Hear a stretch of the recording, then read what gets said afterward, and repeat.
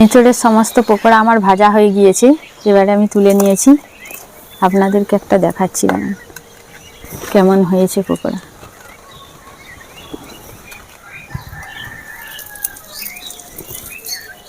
বেশ মুচমুচে, আর ভেতরে দেখুন পুরো যেমন মাংসের মতন, পুরো যেমন মনে হচ্ছে মাংস আছে।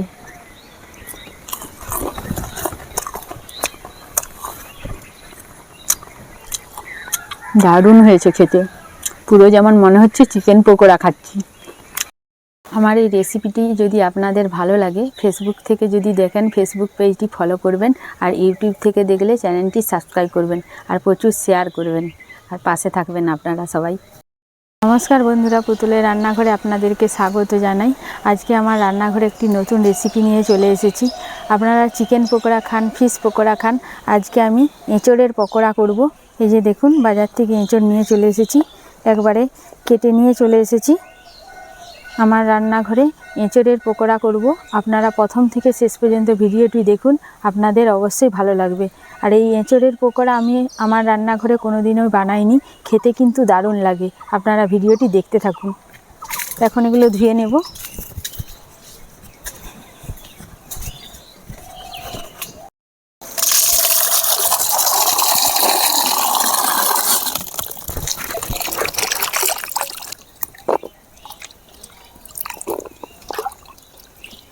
চলুন এবারে রান্নাঘরে যাই।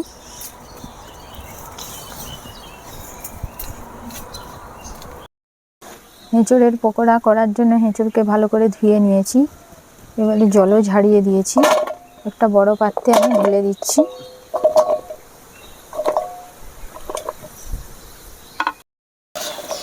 এঁচড়গুলো আমি এইরকম সাইজের করেছি, বেশি বড়ও না আর বেশি ছোটও না। এবারে আমি ম্যারিনেট করে নেব। ম্যারিনেট করার জন্য আমি কর্নফ্লাওয়ার 2 চামচ দিয়ে দেব, পরিমাণ মতো লবণ, রসুন বাটা,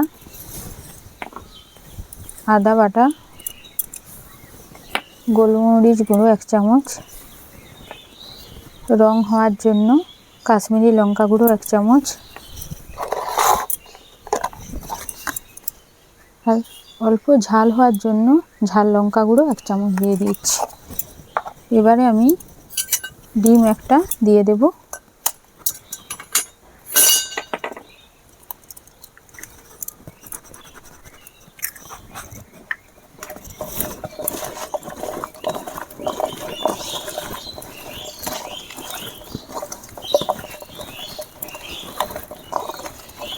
ভালো করে ম্যারিনেট করে নিতে হবে।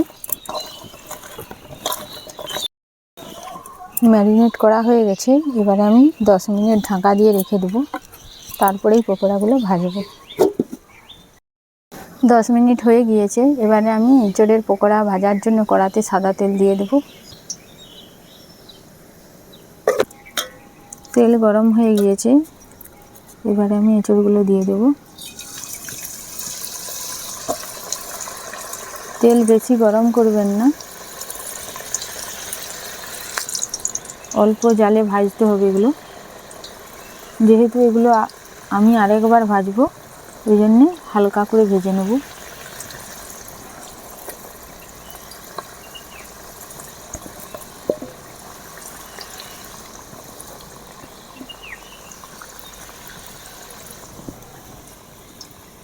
হয়ে গিয়েছে একবার, এবারে আমি তুলে নেব।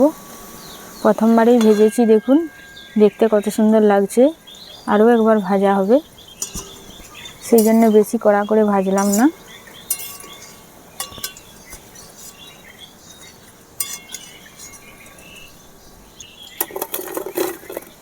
বাকি যেগুলো ভাজতে দিয়েছিলাম সেগুলোও আমার ভাজা হয়ে গিয়েছে, এবারে আমি তুলে নেব।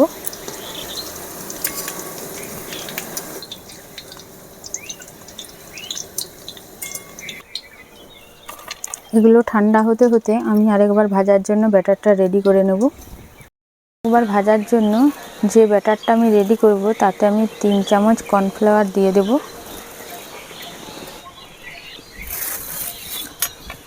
2টো ডিম দেব,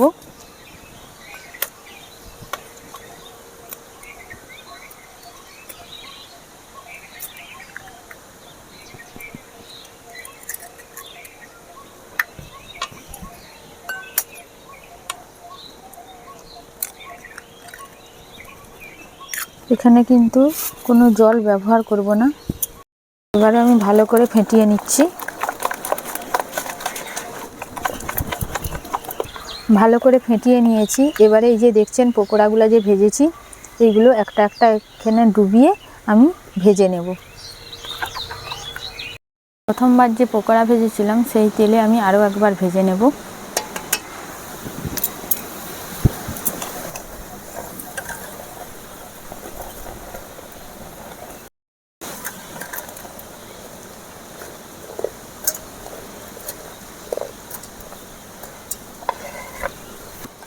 ভালো করে ব্যাটারের সাথে আমি সব মাখিয়ে নিচ্ছি।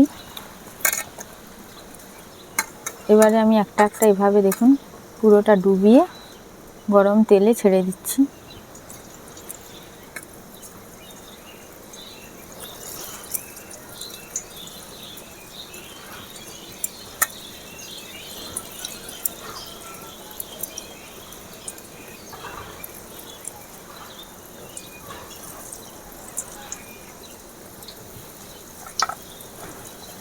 কত বড় হয়ে ফুলে যাচ্ছে দেখুন।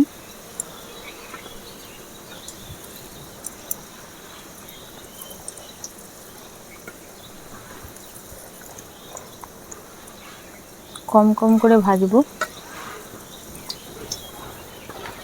এবারে আমি উল্টিয়ে নেব।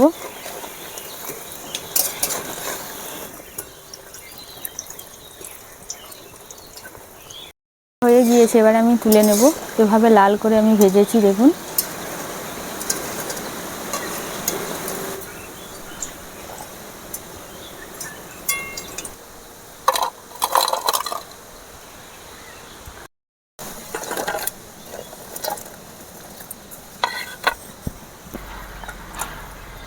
বাকিগুলো এভাবে আমি ব্যাটারের সাথে মাখিয়ে নিয়ে একটা একটা ডুবিয়ে তেলে ছেড়ে দেব।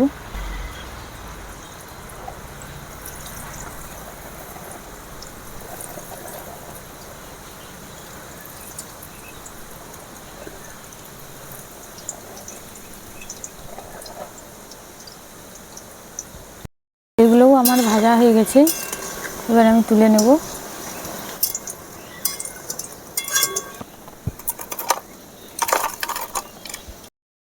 বাকিগুলো এবার আমি ভেজে নেব।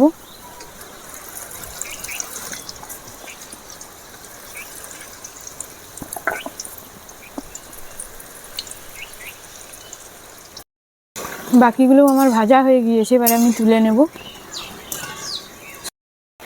আজকে আপনাদের সামনে আমি টেস্ট করে দেখাচ্ছি।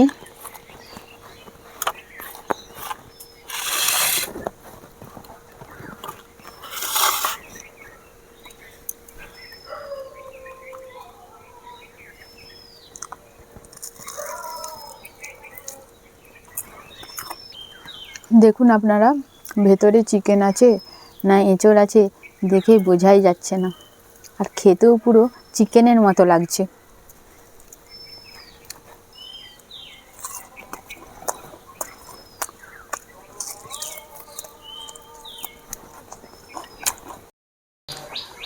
আপনাদের কাছে একদম নতুন রেসিপি আমি দেখালাম। আমি যে এই পকোড়া খাচ্ছি বোঝাই যাচ্ছে না আমি এঁচড়ের পকোড়া খাচ্ছি না চিকেন পকোড়া খাচ্ছি। পুরো যেমন মনে হচ্ছে আমি চিকেন পকোড়াই খাচ্ছি। আপনাদের কাছে অনুরোধ রইল, আপনারা এভাবে বাড়িতে পকোড়া বানিয়ে খাবেন, দিয়ে তারপরে আমাকে কমেন্টে জানাবেন কেমন হয়েছে।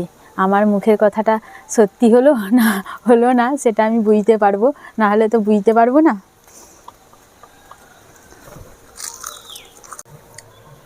ভিডিওটি এখানেই শেষ করছি। নমস্কার, সবাই সুস্থ থাকবেন, ভালো থাকবেন।